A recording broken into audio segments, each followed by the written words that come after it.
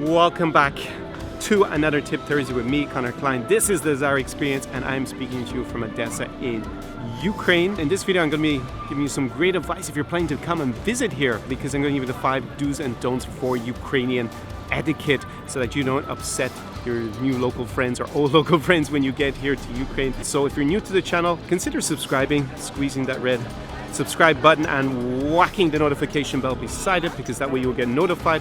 And I'm uploading a lot of really great videos from here that are really going to help you out if you're planning to visit Ukraine at any stage. So you definitely want to get in on that. So let's get into today's video.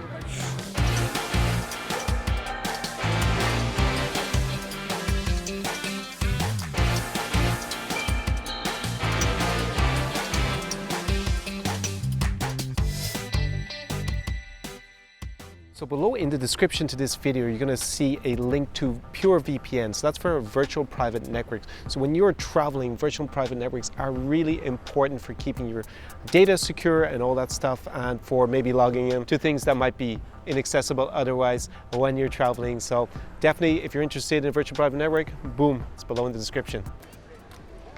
So the first thing about Ukrainian ethic that I'm going to tell you is superstition. Like, Ukrainians do have their superstitions. They're not as superstitious as maybe in other countries like Southern Europe, like I've been to, for example, Romania or Italy or Spain. But they do have their own idiosyncrasies about these things. So one is, you're not supposed to whistle, because the belief is that you will blow all your money away.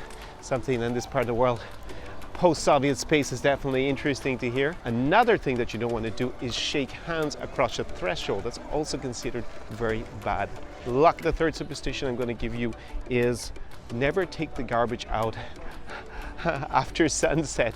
And that's because the bad spirits are believed to, they'll get into the house, or that you'll have bad rumors from your neighbors if that's what you do. So if you know any other superstitions in Ukraine, maybe you're even Ukrainian watching it, let us all know in the comment section below, because it's always useful, and every country has these kind of strange traditions and sayings and beliefs that are kind of fun to listen to. So the next thing that I want to give you as a tip about a do and don't here in Ukraine is when you go to visit someone's home. Now, for sure, like most cultures, you should bring a gift, whether it happens to be a bottle of wine, maybe some chocolate, some flowers. But if you get flowers, do be very careful, because they should never be even numbered. They should be odd numbers of flowers, because even numbers are associated with funerals and the grieving. So unless that's actually the case, you don't want to mess that one up, for sure. Now, the other thing is, of course, that when you go into a home in Ukraine, it's customary to take your shoes off. That's not the same in all parts of Europe, but in Ukraine, it's definitely the culture. So don't, plow in there with your big shoes or your Wellingtons or whatever. Take those off at the entrance, and that would be a good sign of respect. The other thing is, of course, like in a lot of parts of this region, going to someone's house is a feast. So definitely, they will put on huge amount of food for you. They will lay it out for you, and you don't want to have, arrived on a full stomach. Of course, traditional foods here are vareniki, which I actually learned to make in Lviv when I was learning Ukrainian there back in January. Borscht, of course, the classic.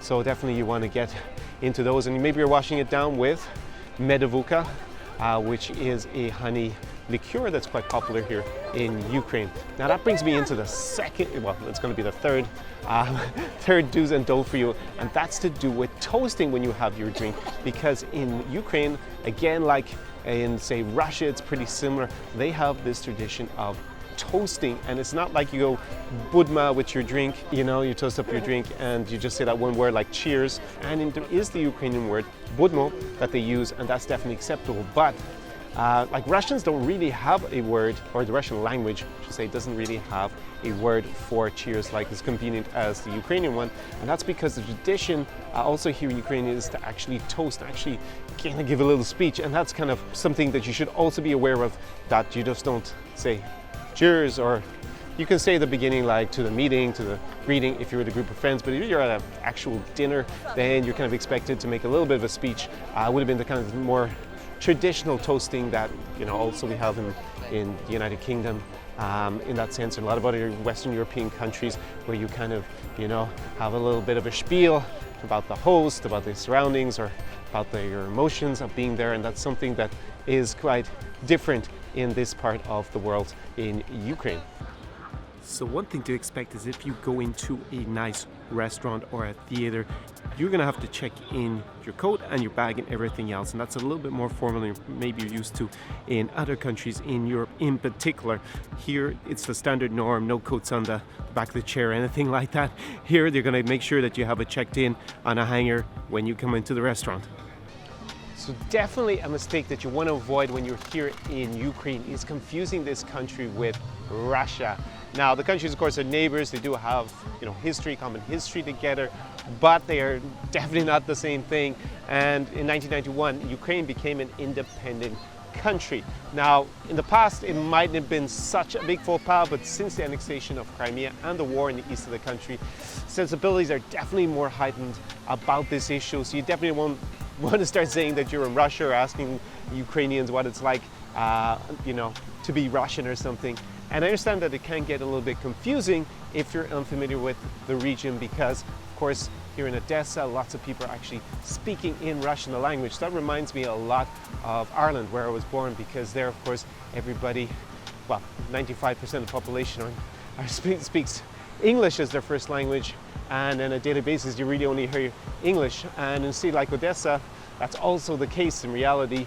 I know, and of course, overall in the country, people speak more Ukrainian than Russian, clearly, but when you're in maybe a big city like Kharkiv in the east or Dnipro or here in Odessa, that's not always clear. So definitely do not make that mistake. And fifth and finally, just make sure that you don't put your thumb between your two fingers like this, first two fingers, because apparently that's a very offensive sign here in Ukraine. So make sure you avoid that one. So now I'm going to put that good Ukrainian ethic that I've been talking about into practice and go and socialize with some Ukrainians. So that's the end of this video. There you have it. 5 do's and don'ts for Ukrainian etiquette for when you come to visit this country. Here I am in Kiev. I am on Maidan, the main square here in the center of the city. You may know this square from recent politics. It was the scene of the 2004 Orange Revolution and the scene of the later Euromaidan revolution here at the end of 2013 and beginning of 2014. I was actually here for the second one in the city. It was a tumultuous time in Ukraine, and the culture has changed a little bit since then. I think it has become a little bit more Europeanized in the last 4 or 5 years, but you still definitely need to know those 5 do's and don'ts for visiting these countries, so that you don't get caught out and offend some local Ukrainians. That's the end of the video. If you're not a subscriber, what are you waiting for? Go on, squeeze that red subscribe button and whack the notification bell. Hit it like it's a baseball out of the park so that you are notified whenever I upload here on YouTube.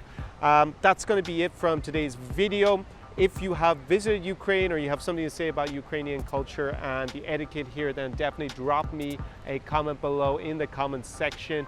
I bid you a great evening, morning, or afternoon wherever you are, and do svidaniya, do pobachення from Kiev, Ukraine.